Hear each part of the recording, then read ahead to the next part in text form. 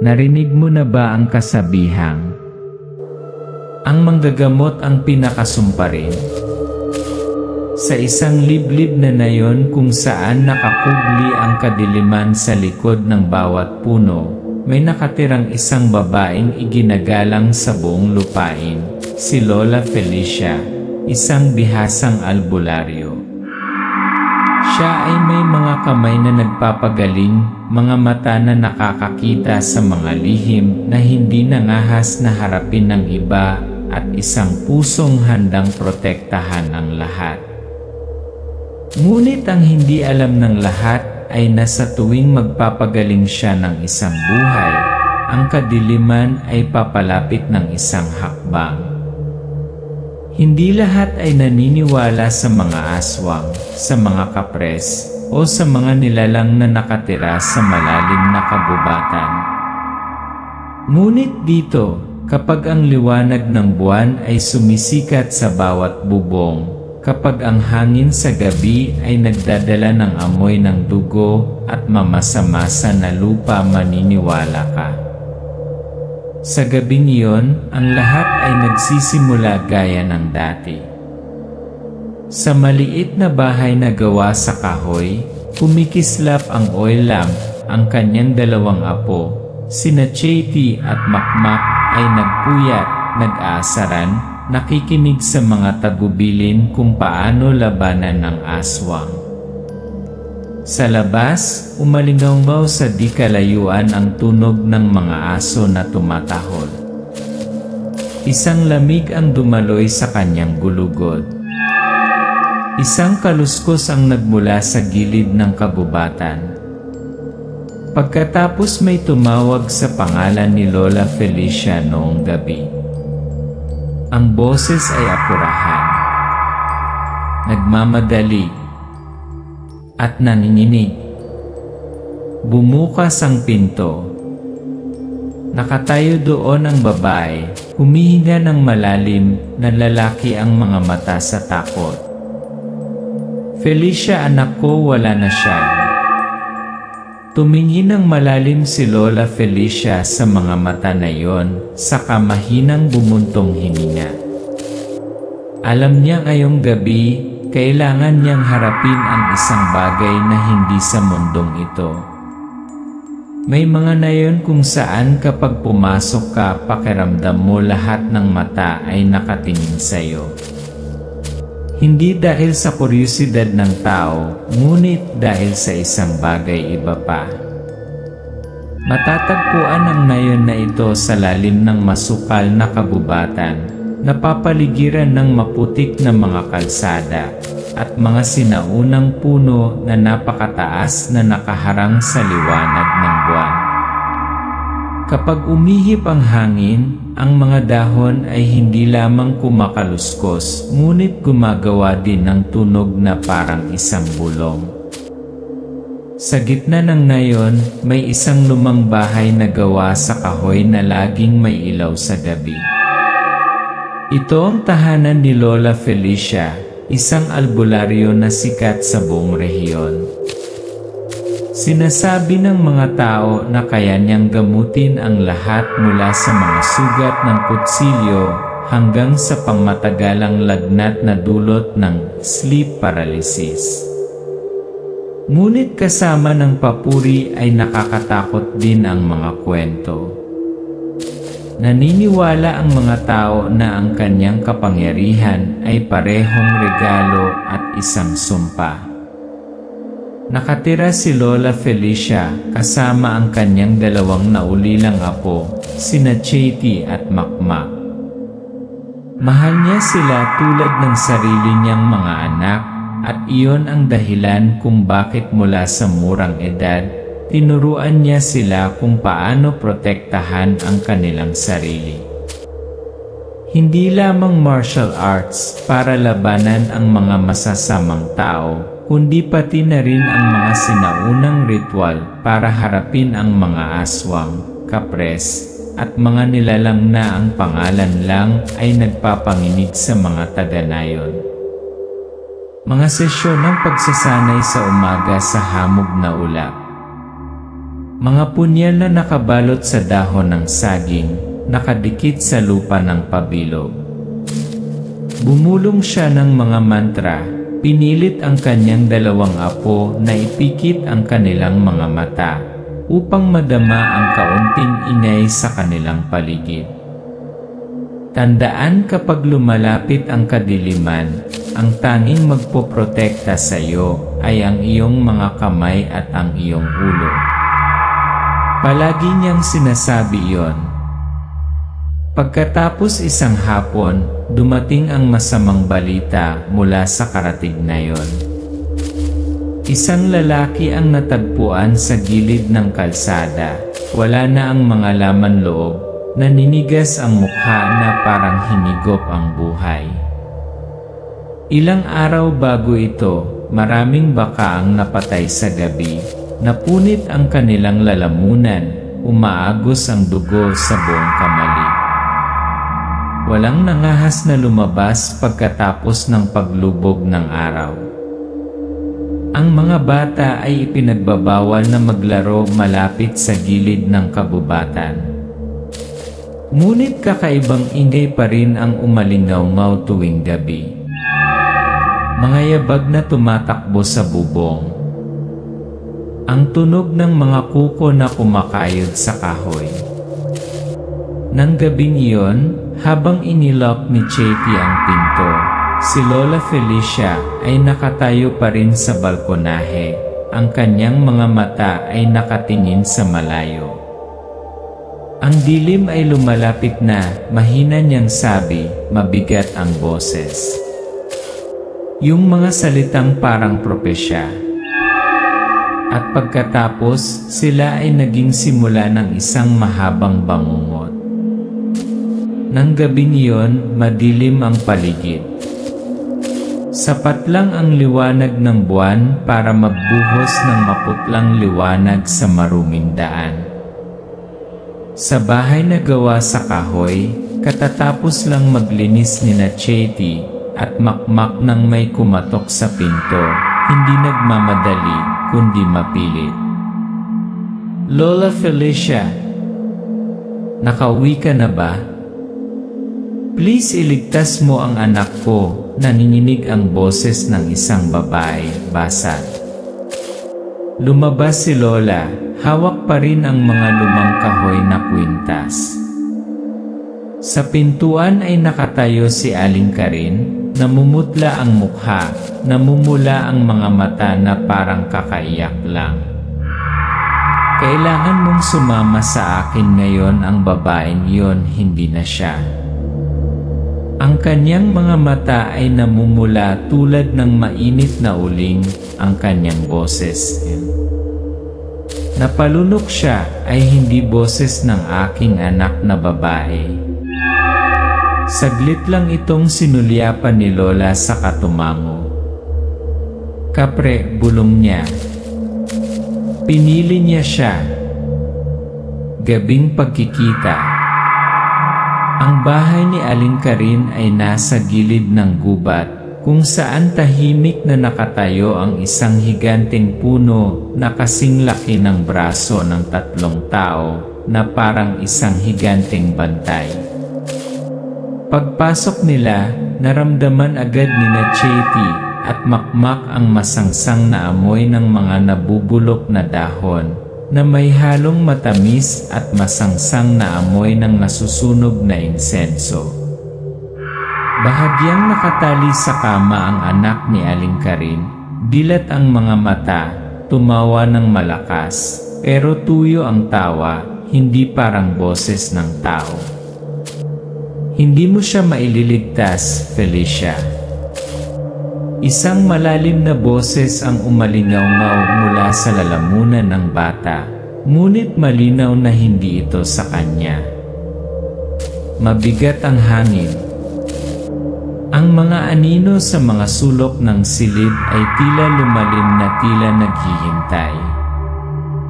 Naglabas si Lola ng isang dakot ng asin, isang butil ng bawang, at isang maliit na pilak na kutsilyo mula sa kanyang bag na tela.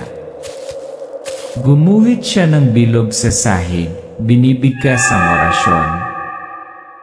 Umihip ang malakas na hangin mula sa bintana, umindayog ang kandila, at biglang tumaas ang anino ng bata sa dingding, halos kasing taas ng puno ng kahoy sa kagubatan.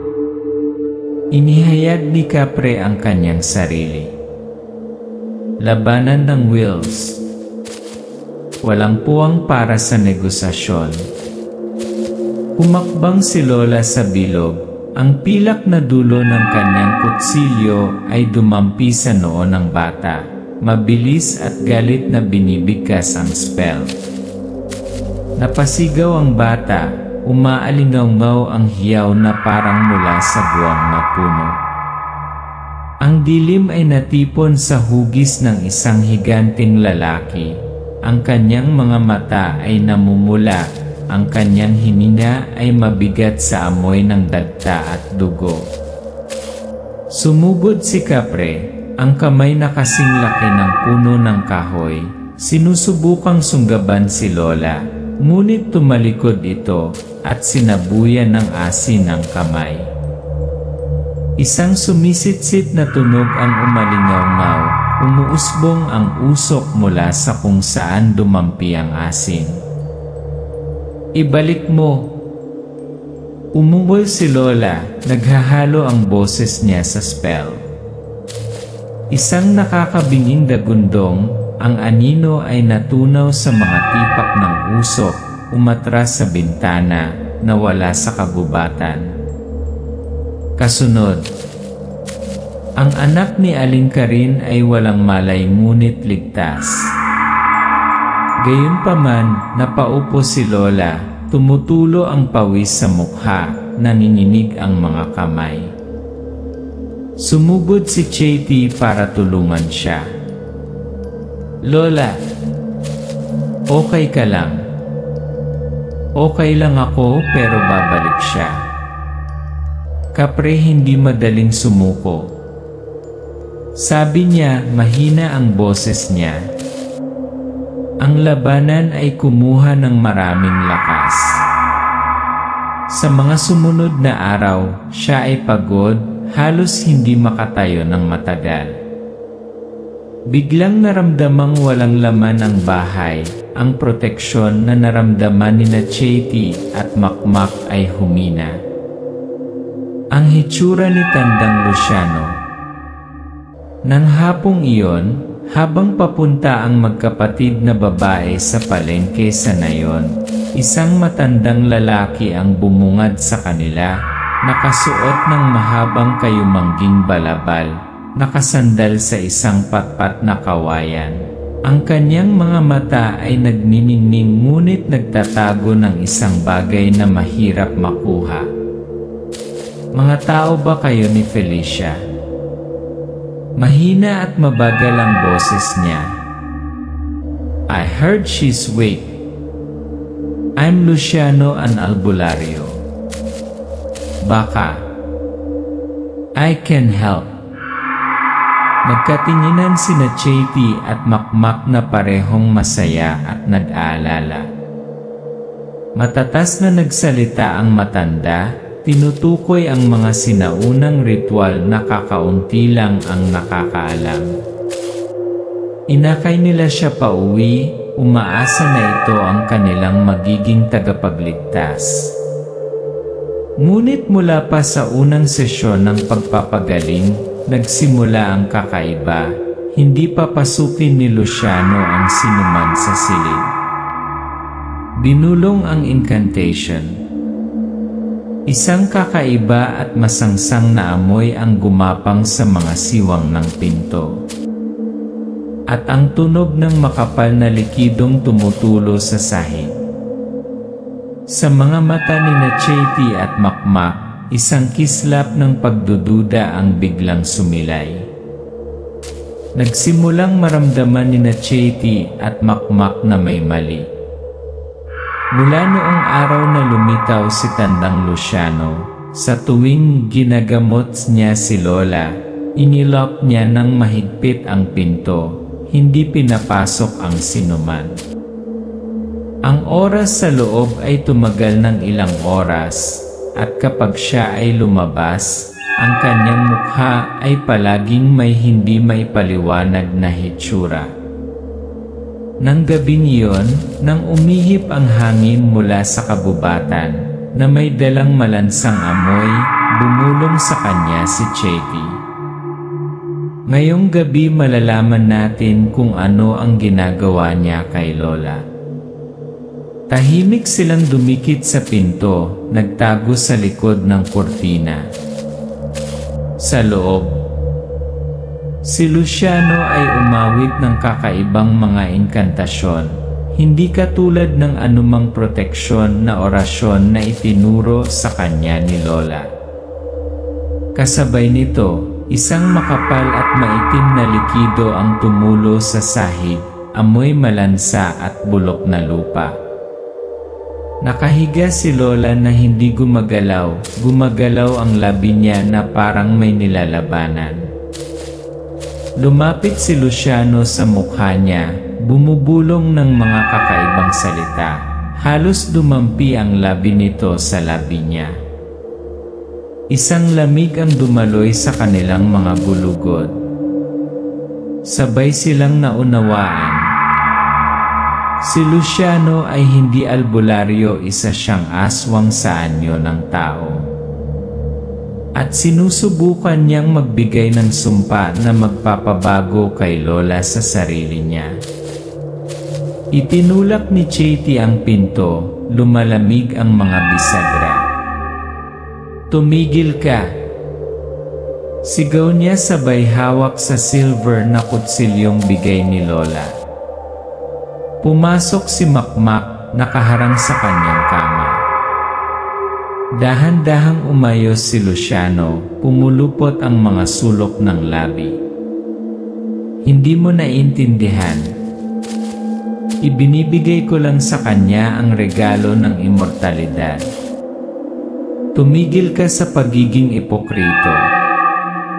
Umalis ka dito." Yung goal ni Chetty. Napatingin siya sa dalawang bata, tumatagos ang mga mata sa kanilang isipan. "Pupunta ako, ngunit tandaan, babalik ako. At kapag ginawa ko, walang makakapagligtas sa kanya o sayo." Sa loob ng 3 araw, ang bahay na gawa sa kahoy ni Lola Felicia ay ginawang isang maliit na kuta.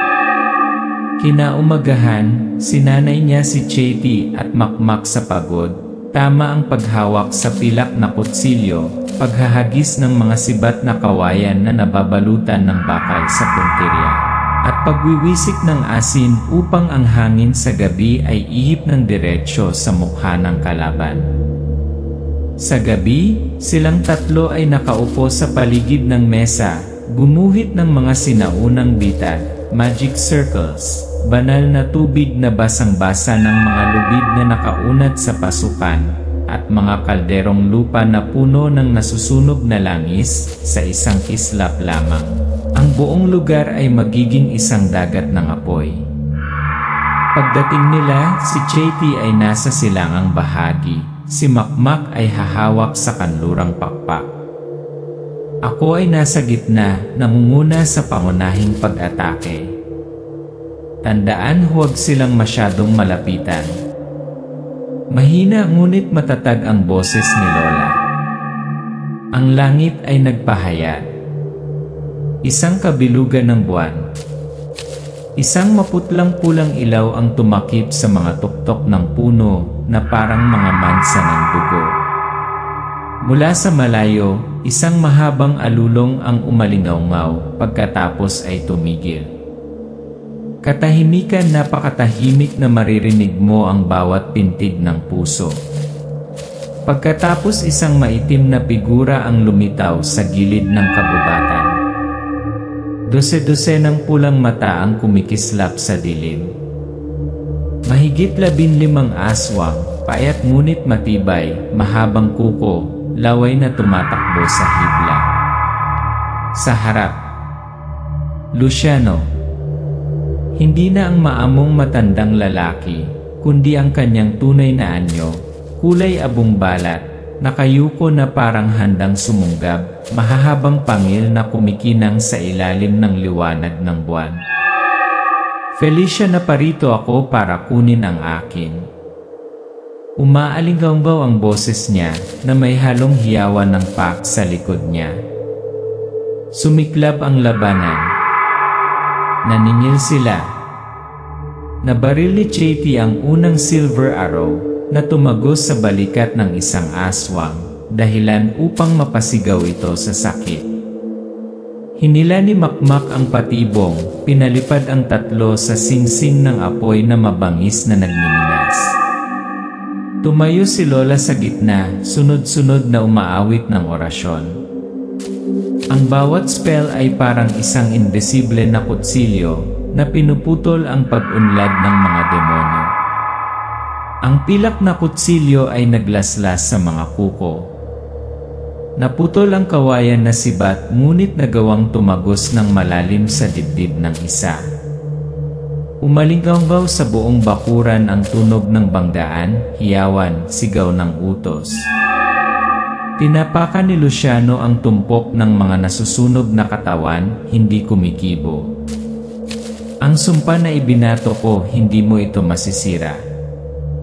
Bawat sumpa may sagot. Sagot ni Lola na malamig na kumikislap ang mga mata. Head on. Tumilapon si Luciano, napakabilis na tanging blur lang ang kanyang nakikita. Ngunit si Lola ay nakagawa na ng bilog ng banal na apoy sa paligid niya. Ang asul na apoy ay dumidila sa kanyang balat, dahilan upang siya ay umungol sa sakit. Inilabas niya ang pilak na punyal na may nakaukit na spell, hakbang-hakbang na sumusulong. Bawat hakbang ay isang spell, ang kanyang boses ay lalong nagiging apurado. Nanghihina na si Luciano, ngunit nag-aapoy pa rin ang kanyang mga mata sa puot. Magbabayad ka, Feliciani. Ang halagang babayaran ko ay ang wakasan ng iyong buhay.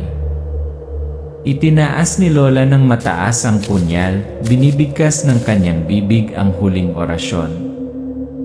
Ang makapal na hangin ay tila nagyelo, ang apoy sa kanyang paligid ay nagliliyab ng nakabulat. Tumama ang pilak na kutsilyo na tumama sa malalim na lid ni Luciano. Isang puting liwanag ang yumakap sa kanya ng mahigpit. Ang mga hiyawan ay umaalingaw-ngaw na parang mula sa kailaliman. Nabasag ang kanyang anino sa mga piraso ng itim na usok na sinipsip sa bilog ng anting-anting sa lupa. Walang tigil, sumenya si Lola kina Chetty at Makmak. Kolektahin ang lahat ng mga katawan. Kinaladkad nila ang bawat isa sa mga sunog na katawan ng aswang sa isang tumpok. Nagwiwisik siya ng asin, nagbuhos ng mantika, at sinindihan ng apoy.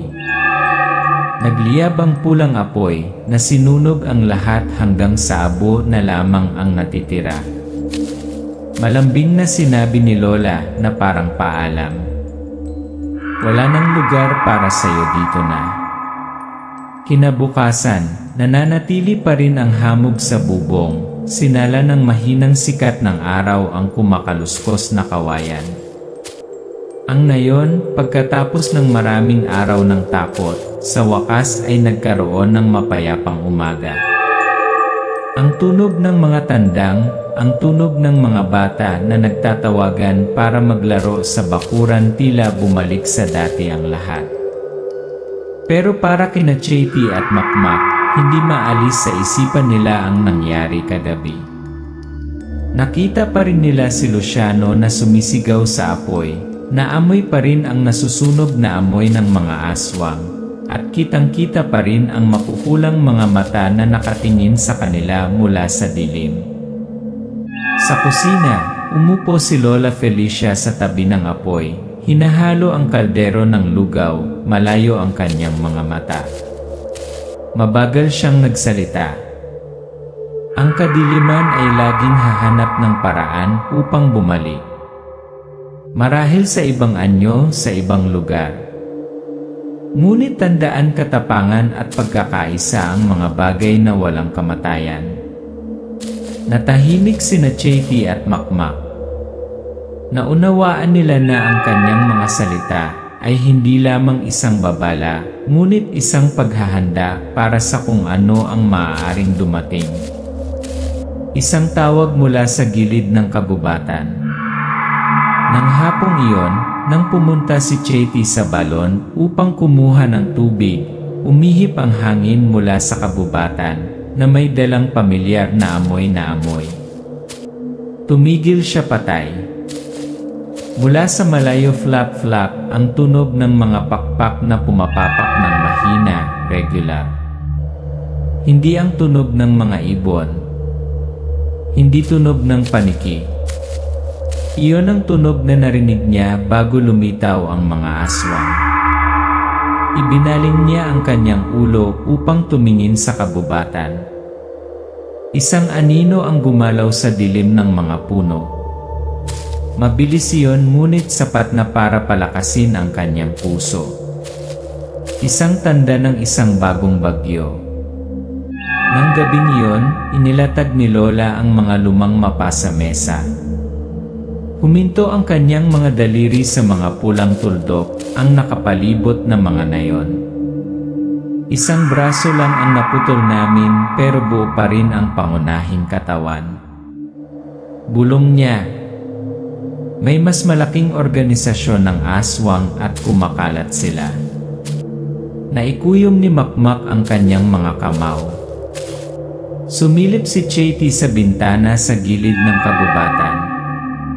Ang liwanag ng buwan noong gabing iyon ay hindi na buo, ngunit tila nagniningning pa rin sa naghihintay. Inangat ni Lola ang kanyang mga mata at tumingin sa kanyang dalawang apo. Humanda ka.